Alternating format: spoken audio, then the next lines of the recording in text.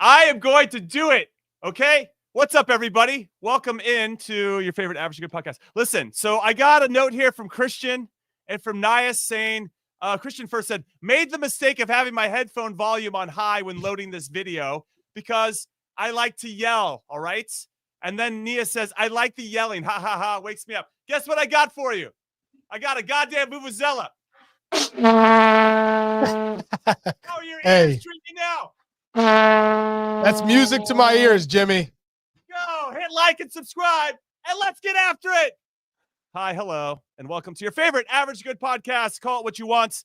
I'm Fitz Jim Conrad alongside Charlie Chuck Wagon Davies and Tony Big Tones Miola, and we have a great show for everybody today because some big stuff happened midweek. We had 9 Americans playing on the same match day in the Champions League. That is next level. That is a record. And Big Tones, no. To you first. You've had it before, but not 9. Like, you know how it's like 9 guys playing, but they're not really playing. No, we had 9 guys playing. Playing. Well, I want to go to Milan first because they went to the Bernabeu against Real Madrid and won 3-1. Christian Pulisic got an assist. Yunus Musah, I think he still has Vinicius Jr. in his back pocket. What a performance from Yunus. Give us your thoughts, Big Tones. Oh, did they win Milan in Madrid? Yeah, I didn't know about it.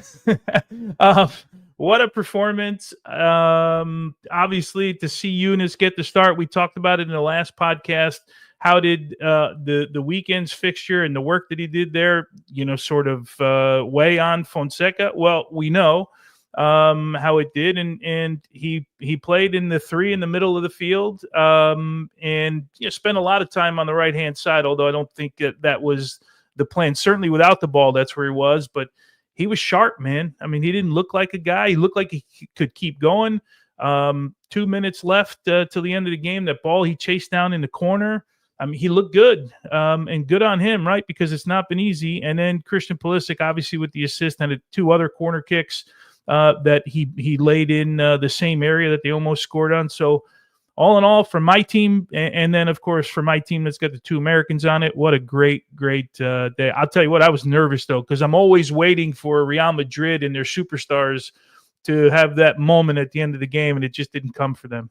Yeah, fantastic performance. Yunus Musah getting rave reviews from all the outlets in Italy as well. Here are his stats. 89 minutes, 38 touches, 100% pass percentage in the attacking third, 2 chances, 5 recoveries, which were tied for first in the club. Him and Emerson Royale did an excellent job of boxing in Vinicius and not allowing him to have too much influence on the game. Let's go to another one, though. Let's go to Juve. Juve had a 1-1 draw against Lille. Jonathan David scored again for Lille, the Canadian international. But big surprise for me, Chuck, was that Thiago Motta, the manager for Juve, decided not to start Weston McKennie or Timo Weah.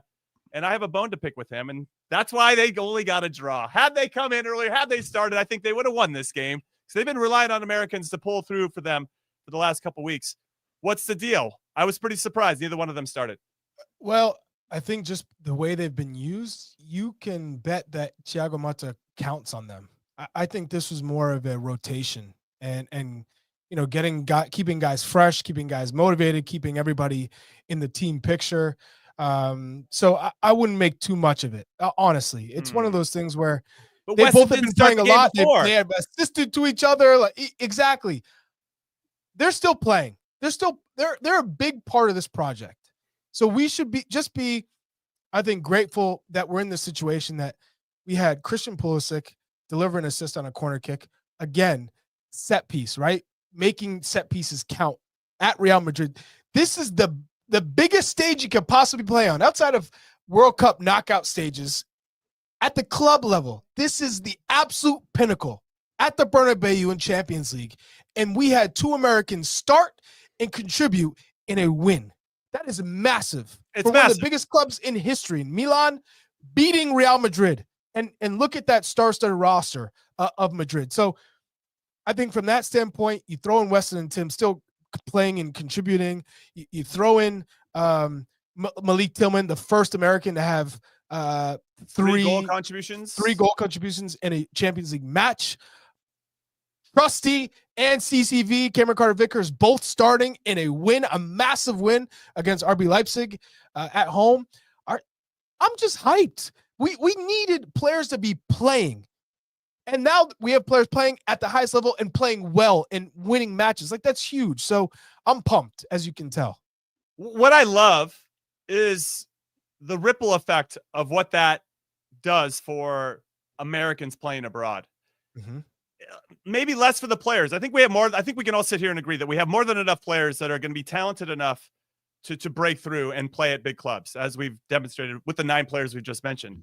But it's just going to continue to open up doors and opportunities for whoever's next, because it's going to start to shift the perception that you can actually trust Americans in big moments at big clubs to make plays and to be guys they can rely on. And so Tony and his crew, the 1990 crew, like they set this, they laid the first stone. I mean, sure, you guys had guys before you as well. Literally, but and figuratively, they laid the first stone. They really did. And now it's just like, it must be so cool for you, Tones, in particular, to see where we were when you were playing to where we are now.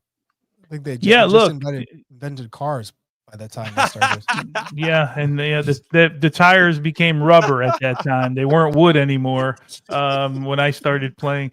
But big toes like the Fred Flintstone. They didn't even roll with their feet, the pedal for to run first, and then make sure you're going downhill. Look, to watch it come full circle is amazing, right? And to watch us play, as Charlie said, in the biggest competitions is amazing. And for years we were seeing spatterings here and there, but never at big clubs, never at the big clubs. It was always, and I don't want to belittle any of the other clubs, but they weren't in bigger. They were in smaller leagues for the most part.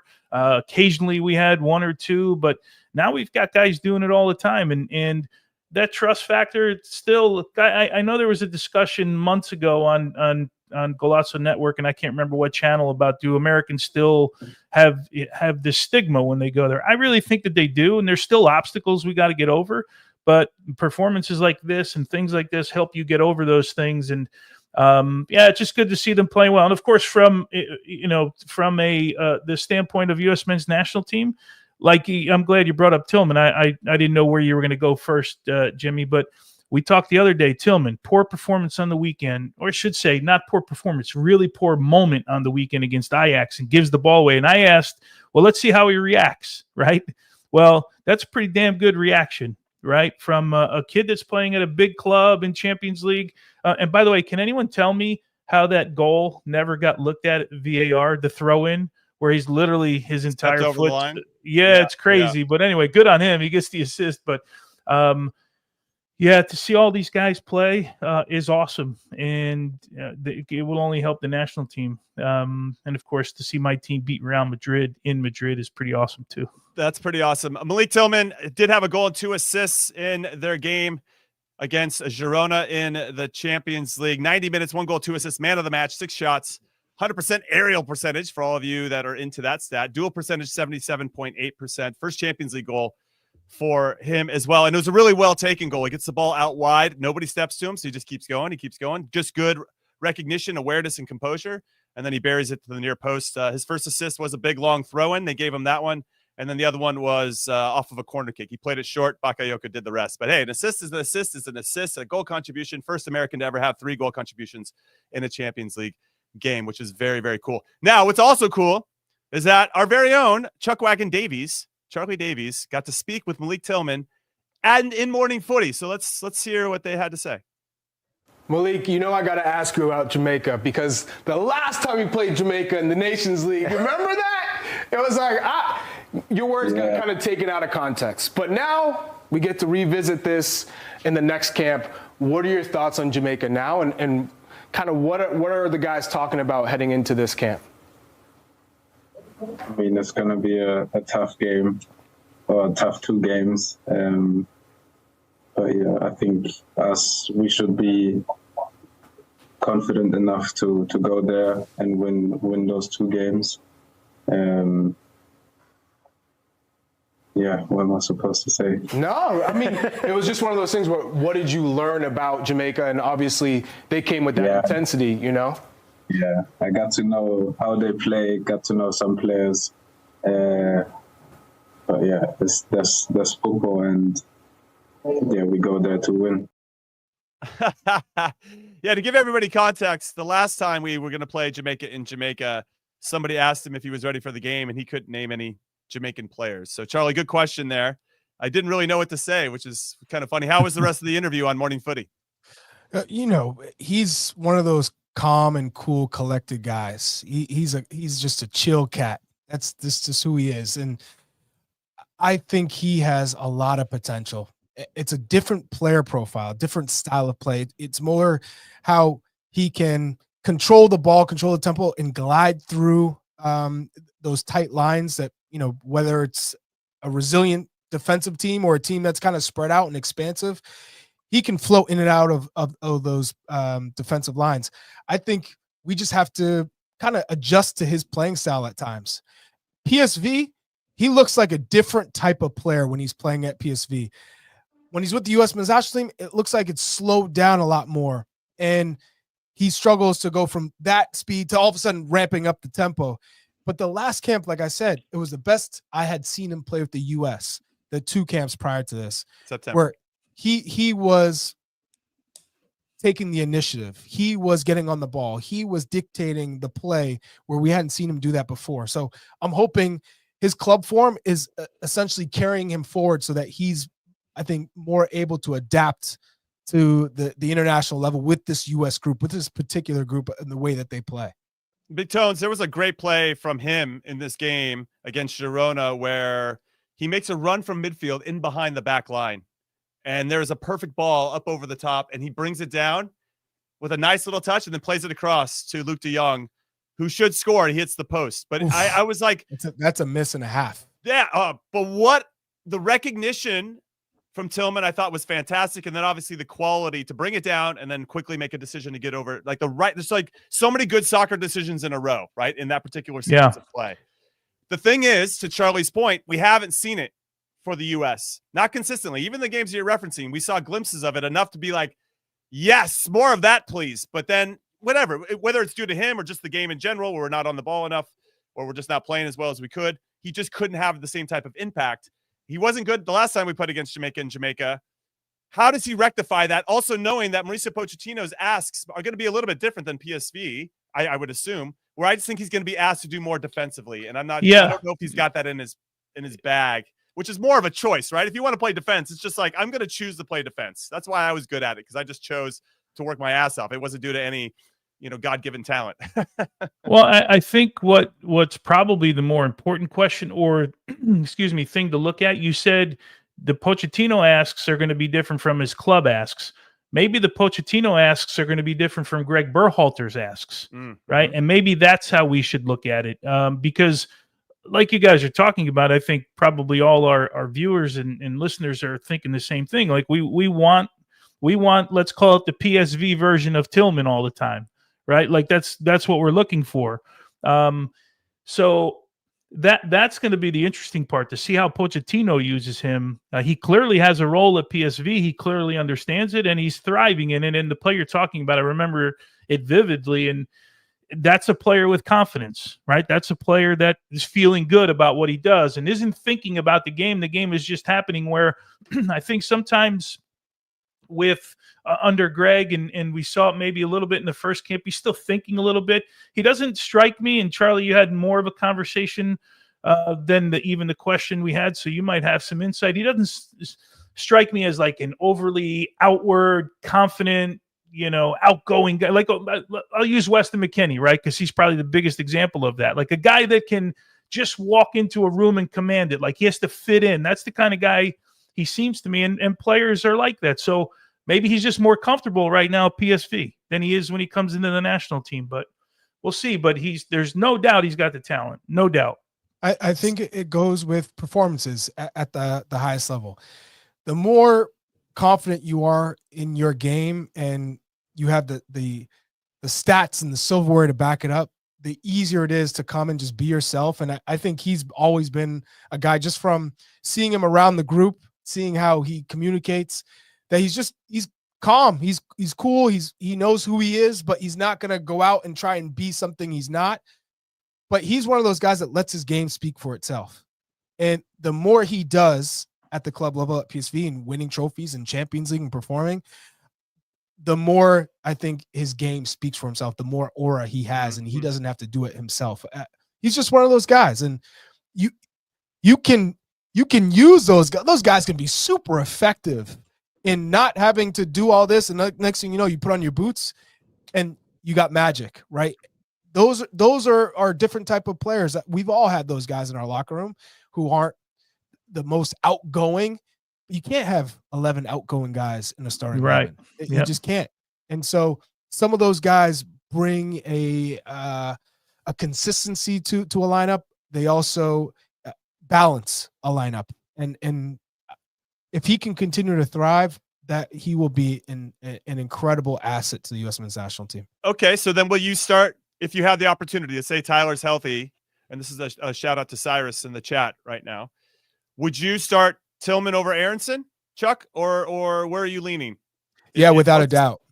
Okay, at the 10. Not even, for me, if you aren't talking about just pressing a team, because Brent Aaronson at the 10 is one fantastic, wonderful. If you just want to play helter-skelter and run and press and counter press, that's Brent Aaronson's great at that. If you're talking about controlling the game and finding those killer passes and having somebody who can score goals for you on a consistent basis at the highest level, then Malik Tillman's your guy. It's just an adjustment period with the way he plays. But I think he gives you a different type of balance because he can slow the game down. And you have Christian Pulisic running and being dynamic and getting in behind the back line. You have Weston and Timothy Weah who can do that. You have Balogun or Pepe, and they have that relationship already. Pepe and Malik Tillman. He talked about it in the interview. He hangs out with them. They're chill. They spend a lot of time together. So for me, Malik Tillman has a higher upside, more potential at the number 10 than a Brent Aaronson. He's more gifted on the ball. You can't be a number 10 and not be comfortable at the ball at your feet at the highest level and be able to play in those tight spaces. So Tones, here's the dilemma to what I'm hearing from Chuck is we want to obviously respect all of our players and the player profile that they bring. Malik Tillman brings this certain set of skill and experience and all that he brings.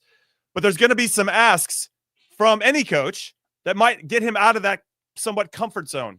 And so where is that line where we meet Malik Tillman where he is, but he also has to meet kind of the demands of what the coach is asking? Because I feel like Pochettino is just going to be drawn a little bit more potentially to a Brendan Aaronson because that he does that counter pressing, because he is willing to do a little bit more of the work than we've seen so far from Malik Tillman, who that's not as ingrained in his DNA. He just wants to get on the ball and play. When he gets on the ball and plays, he's excellent. But the problem is, can we get him the ball enough? Jamaica's going to sit back in this one. There's a lot to unpack here. You can pick any layer of this you want, Big Tones. It's like a long question. But I think it's like, how do you find that middle ground? And that's up to the coach, right, to get the most of what you have. But I wonder how we do it with Malik Tillman in particular. See, I'm not necessarily sure that Jamaica is going to sit back in Jamaica. I don't know. I don't know based on the roster they have, but we'll see. But so what do you think the game's going to be? I would think that in Jamaica, the game's going to be a little bit more hectic, right? Where you're going to battle in the midfield. There's going to be loose balls all over the place. It's kind of what the game seems to always be down there. But I'm guessing Steve McLaren thinks he's got a talented enough roster to possess the ball a little bit. In the U.S., that game, I would imagine we think we have a little bit more possession. So the first one kind of sets up for me more for an Aaronson, and the second one kind of sets up more for, especially if you think they're going to sit back, right? Then you need a real good passer of the ball. Back for both, Tony. Yeah, well, that's what you got to figure out. I can't imagine at home Jamaica is going to sit back with that roster that they have, but that's Pochettino's decision. In general, though, if this weren't Jamaica, if we're just talking about a national team camp, I've said time and time again, and I'm going to stick with it. I think ultimately for me, Brendan Aaronson is a substitute for the national team, where he comes off the bench, 20, 30 minutes. He has a ton of energy.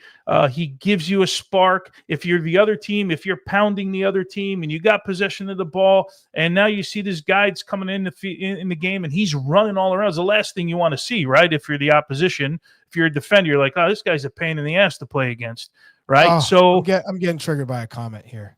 Yeah. So anyway, So save it for after the break, Chuck. Go ahead, Beacons. So it will. I mean, it just depends on how Pochettino and his staff think that this Jamaican side is going to play. The games can set up two ways. I just don't know that in Jamaica that they're going to sit back and just allow us to have the ball and do what we want to do, because I just think they're a little bit more talented roster than it's been in the past.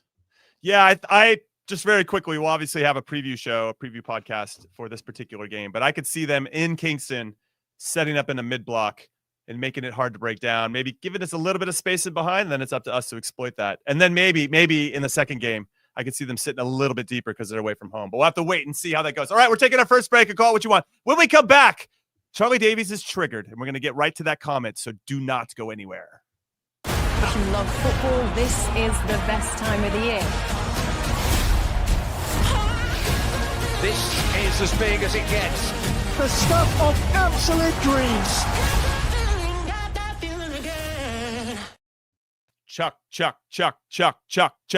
Welcome back into Call What You Want. Jimmy Conrad alongside Chuck and Big Tones. All right, Chuck, take it away. What comment got you? Because I'm kind of curious. What got you here, man? As well. Yeah, what got you? It's from Izzy at 6:33 p.m. But these Eredivisie players always underperform when it's needed. And then he followed it up with, Tillman is solidly average. So how can we generalize that an Eredivisie player always underperforms when it's needed? What constitutes that? Because Serginho Dest is an Eredivisie player. Is he underperforming when needed? Because last I checked, it was an ACL tear that did him in, but he's always been performing for the most part. Izzy says that Dest is an outlier. It doesn't count. Oh, okay. Making up rules as they go. Yeah, let's go. Yeah, you got me, because that triggered me. I was gonna say, what was Cody Gakpo when he was at PSV before he went to Liverpool and he tore up the World Cup so much so that Liverpool said, "Hey, we're gonna buy him."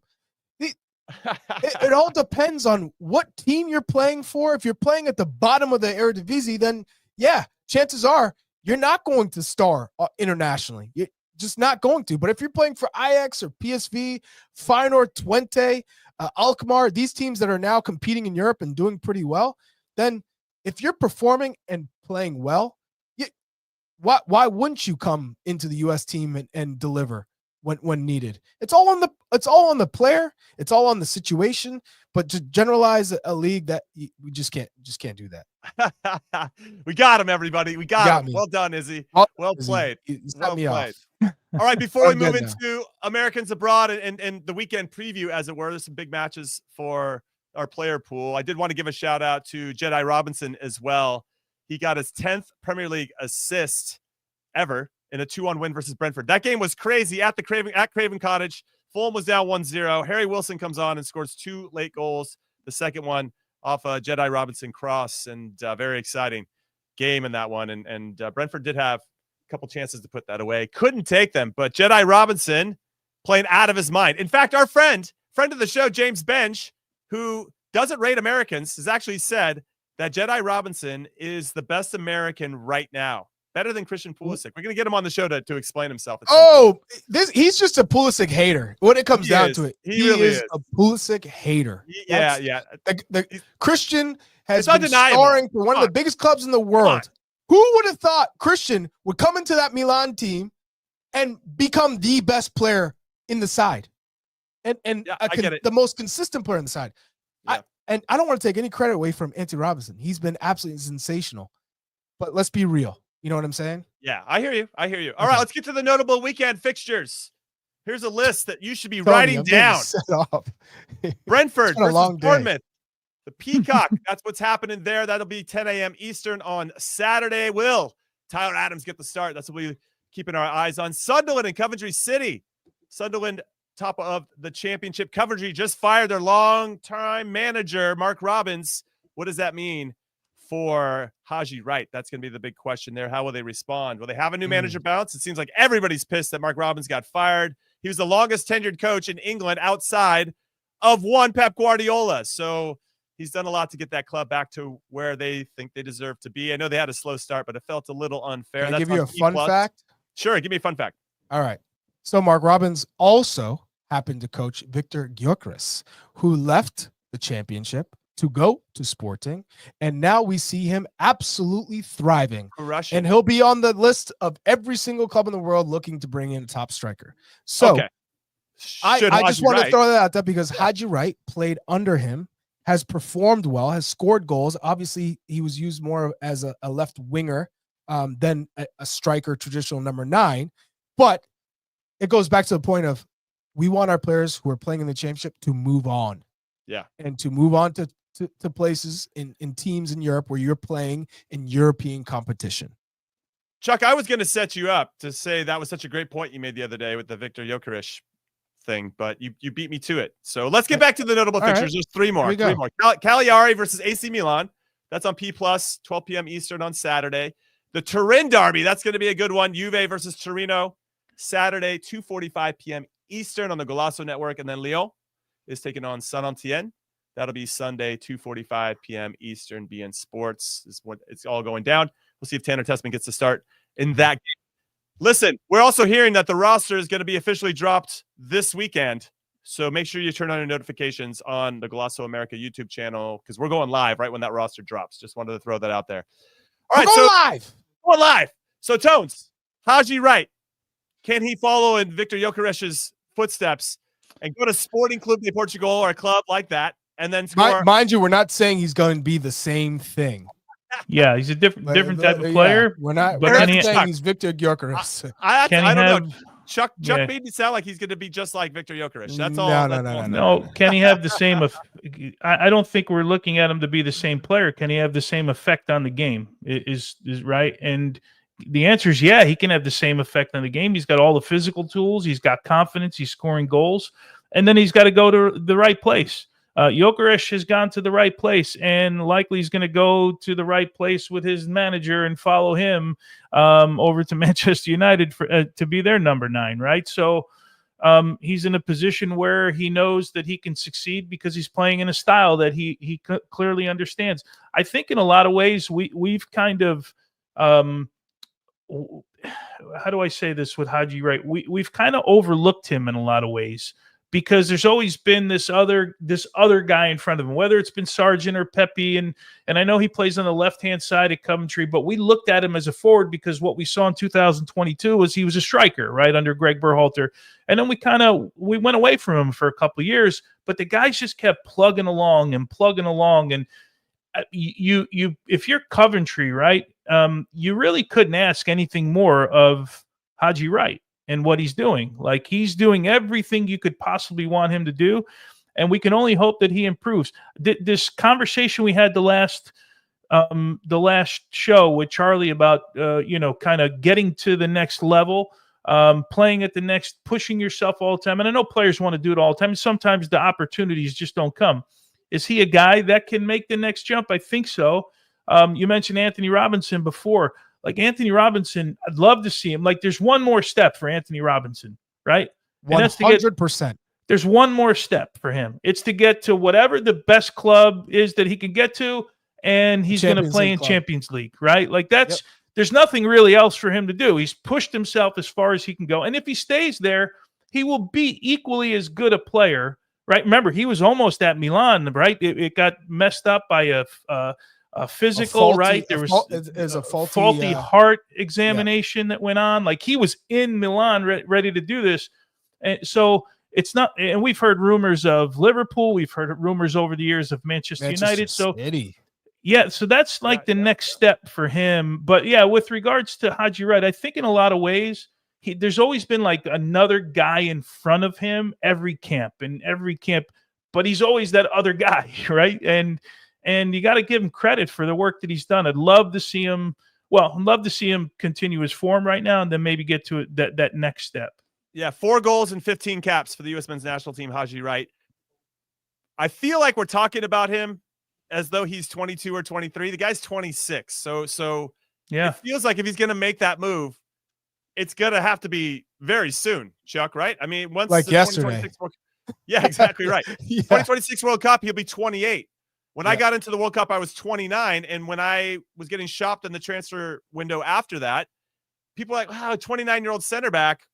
What I heard a lot was, we'll just take a chance on a 20-year-old in our academy. We're not going to pay to bring you in. You don't have sell-on value. That's the problem. And if you had a European passport, then, you know, it's a little bit more justifiable to have you as a squad player as opposed to a foreigner on your roster. So, yeah, I mean, he's already in England. I think he's proving himself that he has the mentality and the quality to succeed in Europe. So I think given his stat line, he'd be able to move to a bigger club who's competing in Europe. That's my point. Maybe it's not, you're not playing in the Premier, you're playing in La Liga or Serie A, but there are other avenues to playing in the Europa League or the Champions League. So would you suggest, let's say Gyökeres he's probably going to get bought at some point, right? He's 26 as well, and he's absolutely killing it. Coming off a hat trick against Man City, you're going to generate a lot of interest. Would you recommend to Haji Wright, if you were consulting for him to go to a club like Sporting, just because not only will they be competing to win their domestic title, but they'll also be playing against big clubs in Europe? Is that a lateral move, or do you expect them to go somewhere? No, that's a promotion. You go to Sporting? What are you crazy? You're playing in Champions League. Now, the only thing is, he's not an established number 9 to go and fill Gyökeres' shoes. Oh, yeah, they're not like Sporting's not going to go to Haji Wright but maybe a Ricardo Pepi, for instance, has shown his ability in the Champions League, obviously not getting the looks he should be deserving, because Luke de Jong, even you could see his quality is not what it was last year. Naturally, he's going to drop. He had a phenomenal season last year, but he's not getting the reps, and he's a young age. That's somebody who would go, oh, well, he's of the age that we would want to give an opportunity, because we could sell him for a larger fee than we've bought him for. So it's an investment, and he has the I guess some of the highlights to warrant some of that belief. Tones, what do you think with regard to Haji Wright? Like, what would be, just to put a bow on this part of the conversation, what's a club that would be that step up? For me, Ricardo Pepi's there. He just needs to get playing time. He's at a club that, very similar to Sporting, is, you know, one of the top 3 clubs in the domestic league, and then is playing and competing against some of the biggest clubs in Europe. So he's there. He just needs to play. But that's not the same for Haji. Where would that club be that feels realistic in some ways? By the way, the Portuguese league is really difficult to play in, man. I think we underestimate that league because we don't see it, right? From your boy Jimmy.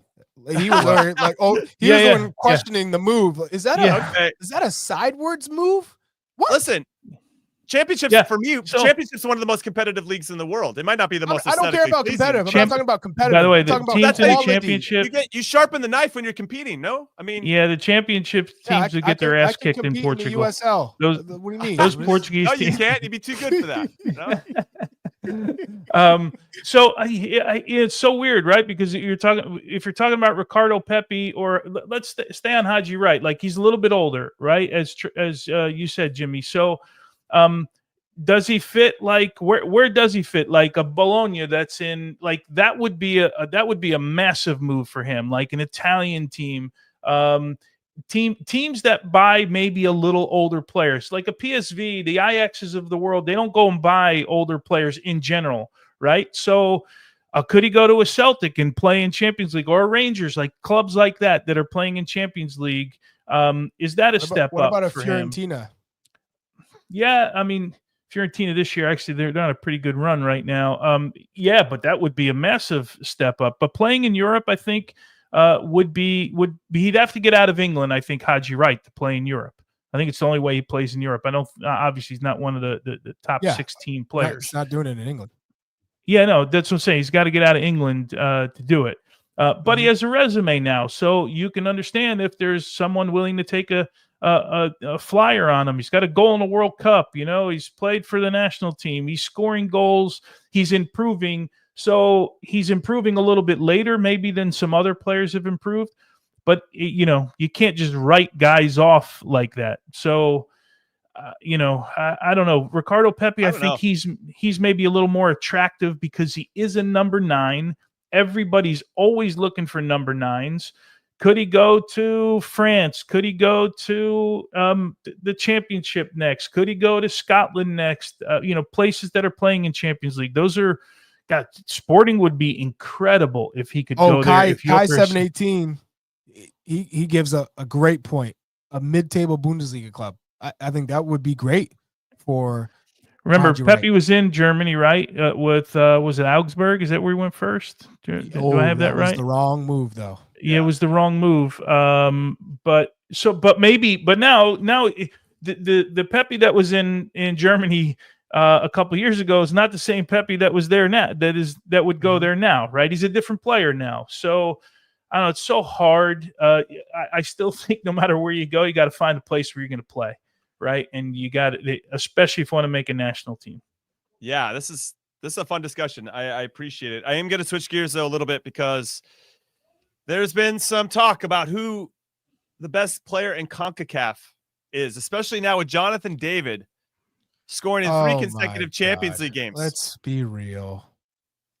Jonathan David is even ahead of Alphonso Davies. What are we talking about here? Because he's hot right now. We know his ceiling.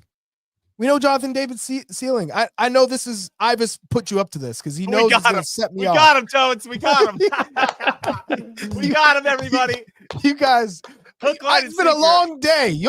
Izzy, I'm looking at you. You started this thing off. Respect to you. I love that you had your comment.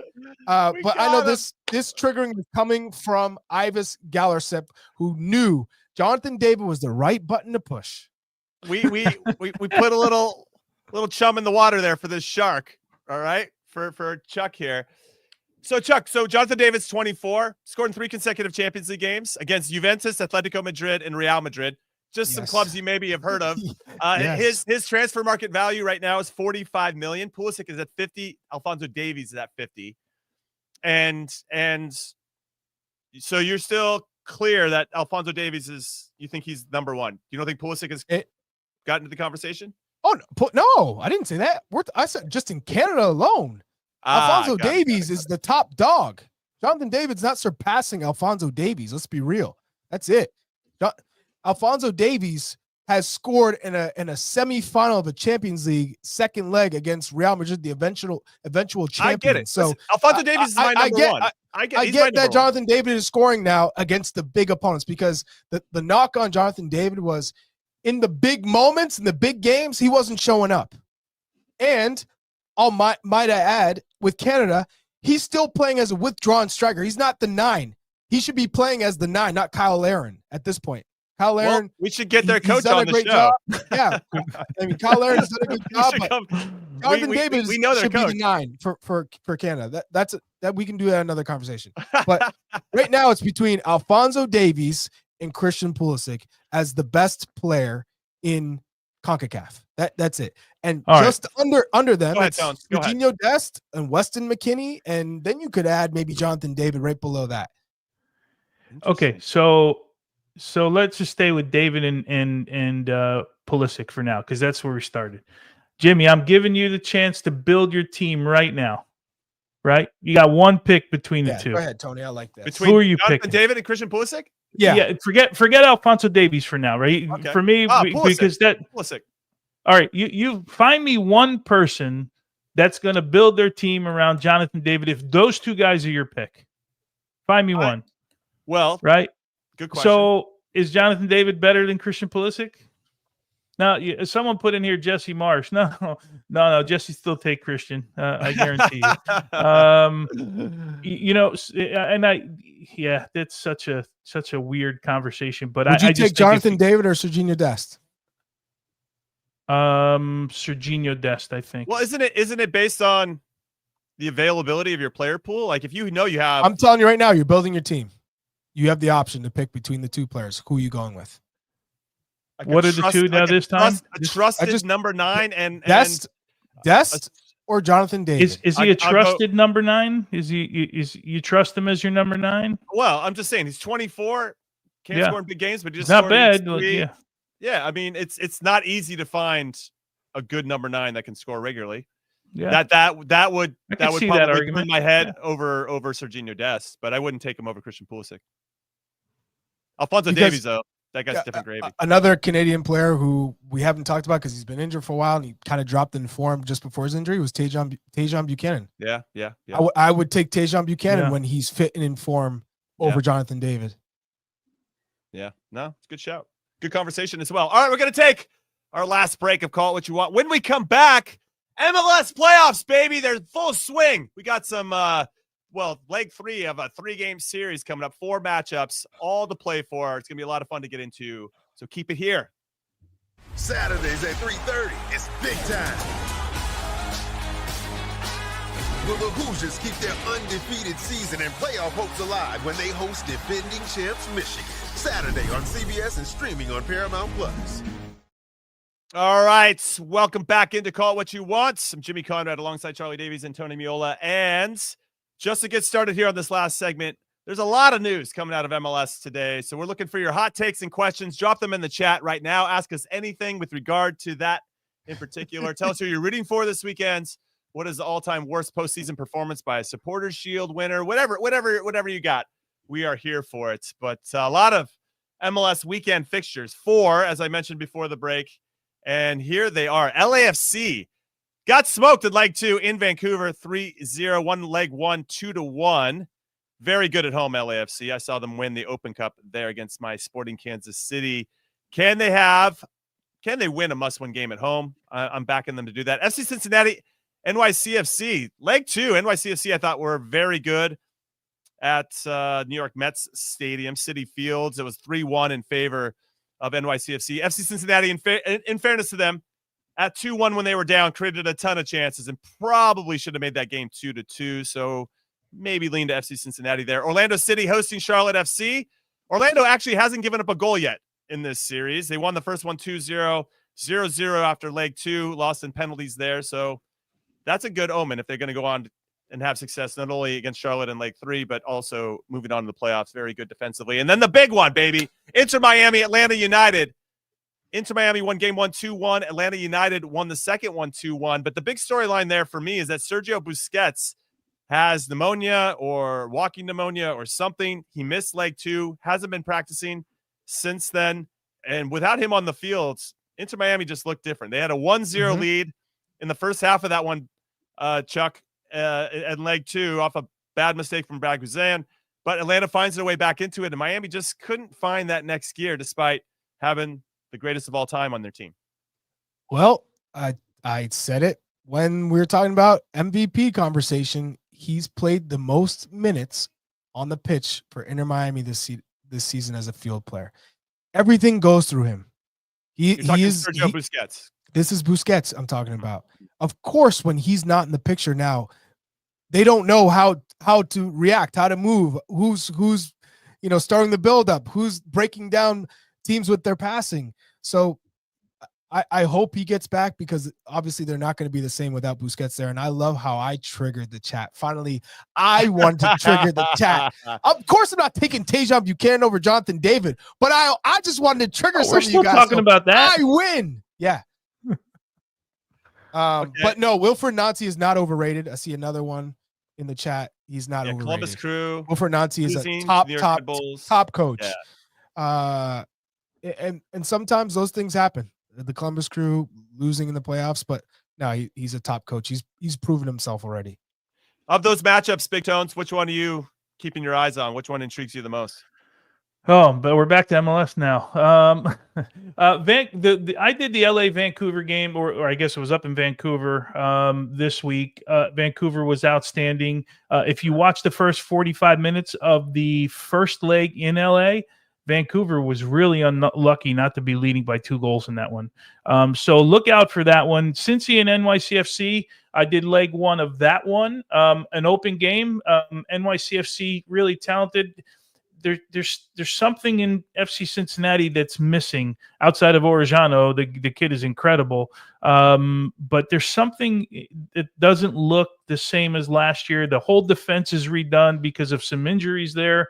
So that'll be an open one, I think. I don't think that will be a tight one. Orlando, as you mentioned, hasn't given up goals. Towards the end of the season, there were like 6 of 8 games or 7 of 9 games where they had scored like 3 or more goals, even 3 goals in a 4-3 loss as well. So the 0-0 was a little bit odd, but Charlotte's been good defensively all year. And I told you this one, Jimmy, in the last, you were asking me for predictions. I thought Atlanta United would go to game 3. I think Miami will win it, but I thought that they would get it done at home. They weren't terrible in leg 1 in Fort Lauderdale.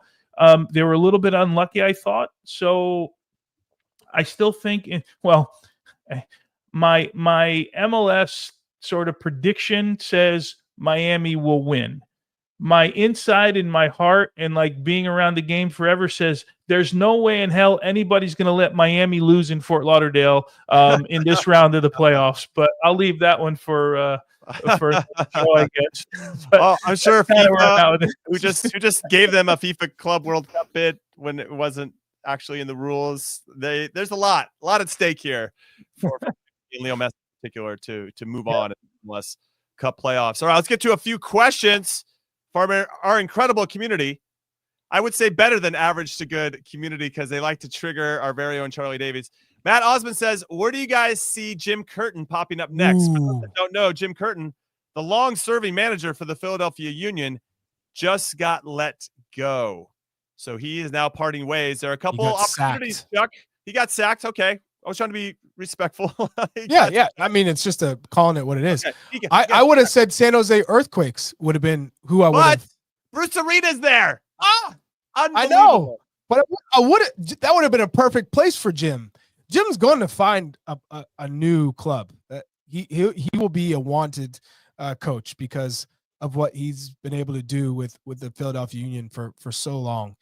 And given how he had to go through some rough years, he had to, play young talent that hadn't, had any real experience. He's developed talent. He's brought in younger or European players who, weren't at their peak or playing, in the biggest matches, but was able to find the right pieces to put in a strong team together. Nearly won an MLS Cup, so he will get his chance for real. And he's a great coach. Great coach, great guy. Awesome. What do you got open? You got St. Louis still. I don't know if they stay with Hackworth or not. You've got that'd be a good spot for Jim as well. You got Atlanta still open. Of course, Patrick Vieira is the guy that's been rumored for quite some time. But I would have thought if Jim Curtin would have gotten fired in the middle of the year, Chicago would have swiped him up right away. But they ended up going with Greg Berhalter. Obviously, that one's not open for a while. Talk of Nick Cushing leaving NYCFC to go coach the women's Arsenal. Yeah, Arsenal, right? Arsenal women, right? Is that right? That could open up. Yeah, I just don't know that they'll go an American coach. I don't think they will go an American coach in NYCFC. Just my gut feeling. Yeah, San Diego would have been a great spot for Jim Curtin too. No, but they have your favorite coach already, Charlie. Yes, but you fired Jim Curtin, right? But like they've done a really good job with their budget, but it's not like they've tried to go with young players and that was going to be they've developed, from the McKenzies to the Aaronson brothers, the Sullivan brothers, what's the other, McGlynn,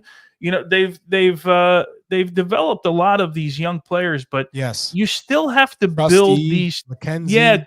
Trusty, I said those. Both Aaronsons. You still have to build an MLS with bigger time players, right? They've not gone to that next level. So if you're going to bring a new guy in, if you're going to bring, there's not a lot of Bruce Arenas. Like in San Jose, you're going to bring Bruce Arena in, you're going to change everything. You're going to be committed, or a guy's not going to take the job. So if you're going to bring a big time coach in, they're going to want to change some things. They're going to want to spend some money. Then I think well, why didn't you give Jim Curtin that in the end? Like, why didn't you spend the money for Jim Curtin? That would be my follow-up question. So it's really interesting. Maybe the cycle just ran out, right? Was he second longest tenured coach? I guess Peter Vermes is the first one. That's right. Yeah, so Kansas City. Maybe it just ran out and it runs out at times, but Jim Curtin will certainly be wanted. If not this cycle, his name will be in every single job for the first guy who gets fired in 2025, and they'll want to interview him for every job. I'm curious as to who takes over the Philly Union job now. He's been there for so long. Well, who's open? Weird. You got Gio's open. Gio Savarese's open. You got Bob Bradley, who clearly knows that area. There's Robin Frazier. I mean, there's guys that are available. And then you start looking at the assistant coaches. Ante Razov LAFC has been interviewed in multiple jobs. Dominic Kinnear over the last 2 years has finally, I can't even believe it's taken that long, has gotten some interviews. I'm trying to think who. I'm sure there's others, but there's other assistant coaches, as well that are. Big Tones, get in there, Big Tones. Yeah, get in there, Chuck. What are you doing? I know you're coaching U9 right now, but hey, the Philadelphia Union could. Charlie, you got to push yourself, Charlie. You got to go to the next level. You got to get to the next level. I want to say in time. The Philadelphia Union, the only team to not make the MLS playoffs that had a positive goal difference, +7. Thought that was an interesting stat. So, yeah, maybe some things didn't go their way, but clearly there was something they could have hung their hat on if they wanted to, if they really wanted to bring Jim Curtin back, especially for everything that he had done over the period of time. But clearly they wanted to go a different direction. All right, next question. You take this one, Chuck. This is from Chris Bach. What's up, Chris? How excited should I be about Bruce Arena taking over for the Quakes? Should I get the season tickets for the family, even if I'm in Marin and it's a 60 to 90-minute drive to San Jose? Wow. I can tell you one thing, Chris. Bruce Arena absolutely changed the New England Revolution franchise. He brought in a team that, he took over a team that was in complete shambles, and then when he left, they're complete shambles. Yeah, they had Carlos Hill already, but they're in complete shambles. He comes in, turns it around instantly because Brad Friedel just wasn't made for coaching. And so he's a sporting director at Besiktas, so he found a new job, and I think he did an agent in between. But when Bruce came in, he absolutely changed the mindset, the mentality, the way that the New England Revolution viewed things. He basically built that front office to what it is, and developed an academy. He changed everything, and then success followed. Ultimately, it ended poorly, and the Revs haven't been able to recover since. But if I were to tell you, Chris, I'd say be excited, because he's going to change what the San Jose Earthquakes have been doing for a while, and they've been bad. They've been status quo terrible for a long time. So God, you're bringing in Bruce. He's only taking Take it easy on my former club, Chuck. Hey, tell me I'm wrong. You're not wrong. Tell me I'm wrong. So Big Tones. Everybody's wondering, what the hell is San Jose Earthquakes doing? Are they just in it to sell it? The owners, do they want to invest? Do they want to win? Existing. I'm sure the fans are frustrated as hell. So this has to be a sign of, all right, we're done with that crap.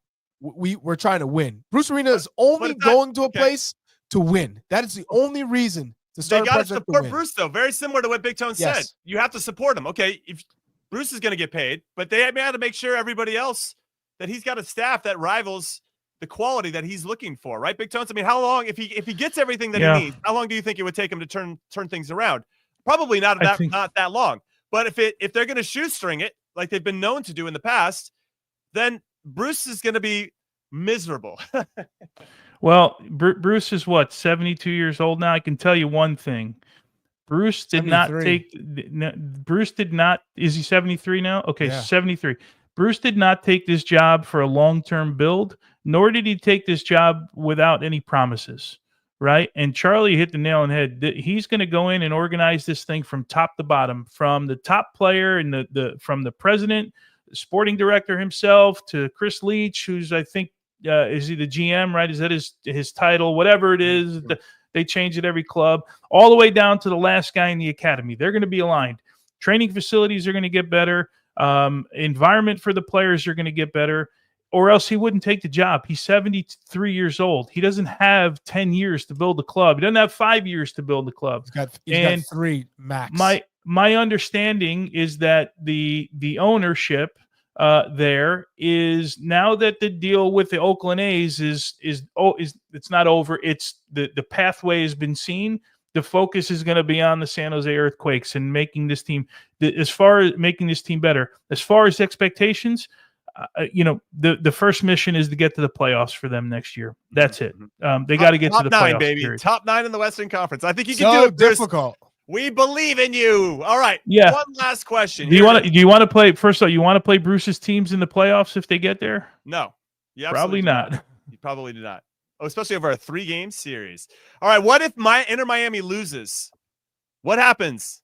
Does Apple TV just say we're out? We're done broadcasting MLS games? I'm not going there. I'm out of this question. Isn't Apple TV messy? Isn't that the same? Messi's not getting a paycheck. Messy league soccer. So yeah, if Inter Miami loses, it's not going to be great for eyeballs. But it probably will still be an exciting playoffs. There've been a lot of great games so far, and I don't think that will change. So yeah. It wouldn't be a good look. It wouldn't be a good look. By the way, Neymar possibly coming to MLS. Maybe that opens the way if Al Hilal part ways and yeah, they're getting rumors of that. Hey, you never know. He just bought a property in Miami as well. Exactly. MLS changed those rules. All right. Let's get into Supporters Shield winners, because let's talk about Inter Miami. They won the Supporters Shield. That was a big deal and set a points record for that. So congratulations to them. But now you got to see it out MLS Cup. You're just one step of a couple to be the best of the best of the best. So the earliest exit for a Supporters Shield winner was 2020. Philadelphia Union, led by Jim Curtin. They lost in the first rounds. And maybe the owners are still pissed about that. You win the Supporters Shield, lose in the first round. I don't know. Okay, 8 teams, Supporters Shield winners. 8 of those have lost in the conference semifinals. Most recently in 2021, with Bruce Arena and the New England Revolution. 8 Supporters Shield winners have won MLS Cup, including Big Tones' Kansas City Wizards in 2000. Way to go, Big Tones. Both Tony and I went through 3-game series in 2000 and 2001, respectively, like the current format. Pretty rad. And then fun fact, my 2001 Earthquakes eliminated Supporters Shield winners Miami Fusion in the playoff semifinals. That's right. Fitz Jim, baby. I played it right back, and I had the assist to Troy Dyack that put us into MLS Cup. Wow, that's a throwback name. Troy Dyack. Was that a flick on a corner kick that the two of you guys were? It was a set piece to the back post. I headed it back across, and Dyack dunked it. It was an indirect. He touched it. Nick Rimando in goal. That's right. I've done it. I've knocked out a Supporters Shield winner. So maybe Brad Guzan and Atlanta United can do the same in leg 3. That is what Tony is predicting, even though he doesn't think it's going to happen because there's just no way the league can allow it. What did I predict? I didn't know I predicted anything. No, that Atlanta United, you said in your head or your heart. Yeah. Yeah, I did. Yeah. Good times. All right. So that's it. We're calling it a show. It's done. It's God. Done. Come back and join us. This weekend. Turn on your notifications on the Golazo America YouTube channel. We're going live right when the roster drops. It's happening this weekend. I'm hearing maybe Sunday, but just be ready at any point. And we're going to break it all down for you. Of course, we'll have a show on Monday as well. But we love you guys. Thank you so much for hanging out with us. Best community on the YouTubes, in the podcast world. Keep the comments coming. Love y'all. Keep all the comments coming. Trigger who you want. That's the new name of our show. So thank you for hanging out with us. We'll see you guys in a couple days. Later.